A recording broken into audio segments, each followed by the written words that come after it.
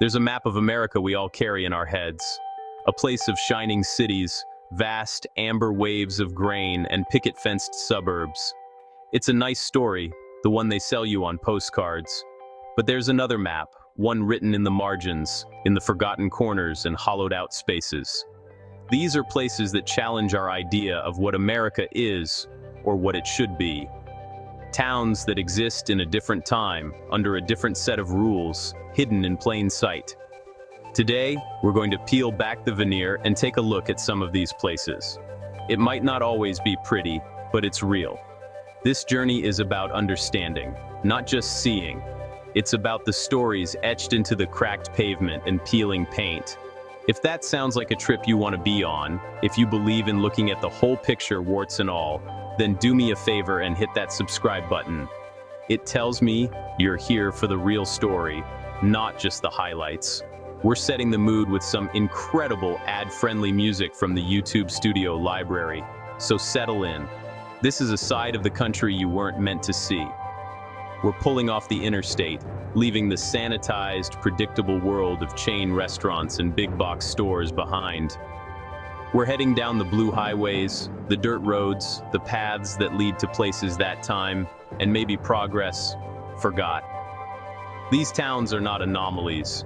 They are a part of the American story, a part that is often uncomfortable, sometimes shocking, but always, always important. Let's get started.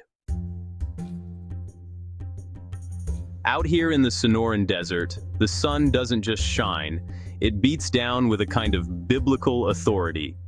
This is Slab City, California. They call it the last free place in America. It's a squatters' community, an off-grid, anarchic settlement on the concrete slabs of a decommissioned World War II Marine barracks. There are no utilities here. No running water, no electricity, no sewers, no trash pickup. What you bring in, you deal with. It's a stark, brutal kind of freedom.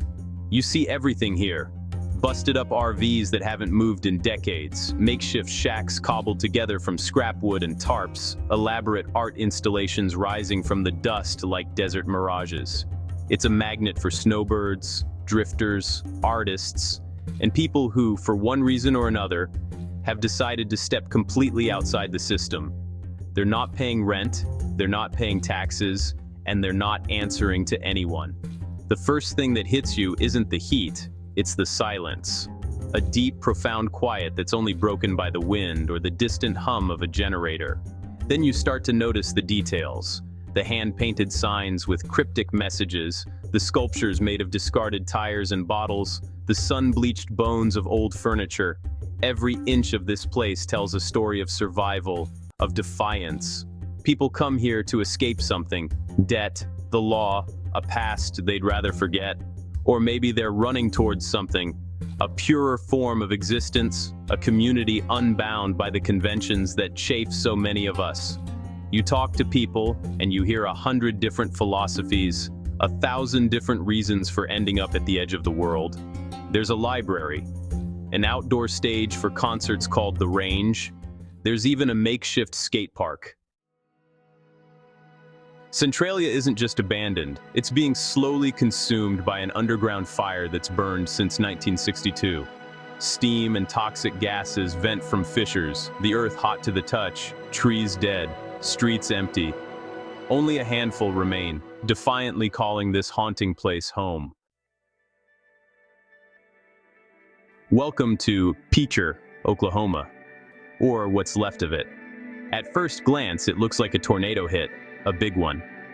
Houses are ripped apart, buildings have collapsed into rubble, and a strange, quiet desolation hangs in the air. But this wasn't the work of a storm. This was the work of a century of lead and zinc mining.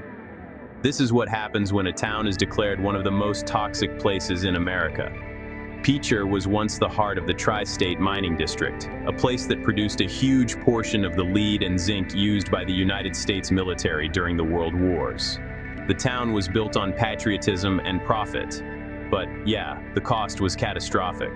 The ground beneath Peacher is a hollowed-out honeycomb, so unstable that entire sections of the town are at risk of collapsing into sinkholes at any moment. But the real enemy here is invisible.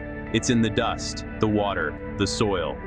Decades of unregulated mining left behind mountains of chat, a gravel-like waste product laced with heavy metals. These gray, gravelly hills, some over 200 feet high, surround the town like a toxic mountain range. For generations, kids played on them, used them in their sandboxes. No one knew the danger. The result was a public health crisis. Lead poisoning in children reached astronomical levels, causing developmental problems, learning disabilities, and a host of other health issues. The very ground that gave the town its prosperity was now poisoning its future. Picher became the center of the Tar Creek Superfund site, one of the largest and most complex environmental cleanups in the nation's history. Eventually, the government gave up. Like in Centralia, they initiated a buyout. They paid people to leave, tore down the school, the city hall, the businesses. They erased the town, block by block. On the Utah-Arizona border, Hilldale and Colorado City look peaceful, but this is the heartland of the FLDS, a community shaped by polygamy, strict control, and isolation. Many homes now sit empty, and those who leave, especially the lost boys, face a world they're unprepared for.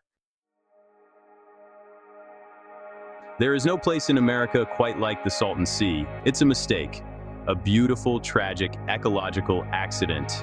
In 1905, the Colorado River, swollen with floodwaters, breached an irrigation canal and poured into this desert basin for 2 years straight, creating California's largest lake. For a while, it was a miracle, a desert oasis. In the 1950s and 60s, this was the Salton Riviera, a booming resort destination that rivaled Palm Springs. Frank Sinatra, the Beach Boys, Jerry Lewis, they all came here to boat, to water ski, to fish. The shore was lined with marinas, yacht clubs, and bustling motels.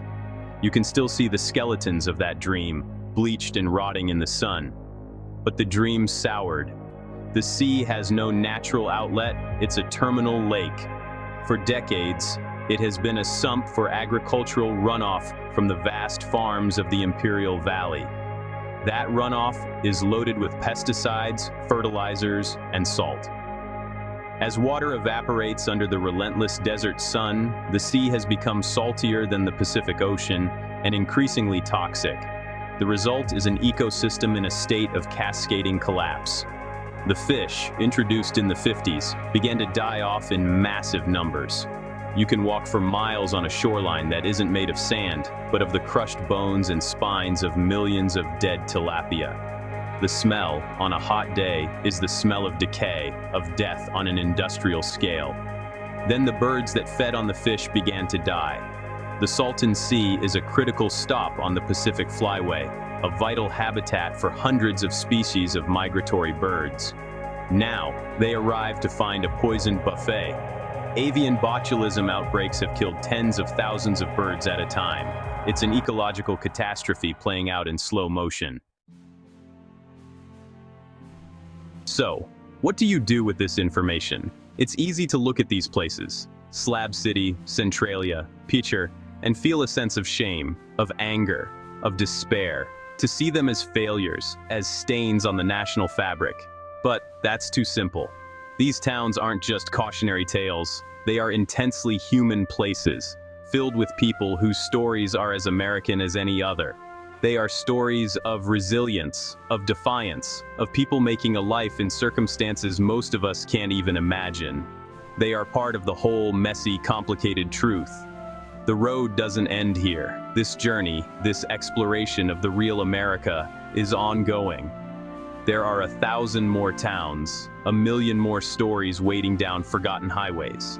If you believe in the importance of looking, of understanding, of bearing witness to the full spectrum of the American experience, then I hope you'll stick around. Subscribe to the channel. Become part of a community that isn't afraid to look into the shadows, because that's often where you find the most light. Thank you for coming along, for being willing to see a side of this country that is often ignored. The conversation doesn't have to stop. Check out some of our other journeys into the heart of overlooked places. Keep exploring, keep asking questions, and never, ever be satisfied with the simple story. Because the truth is always, always more interesting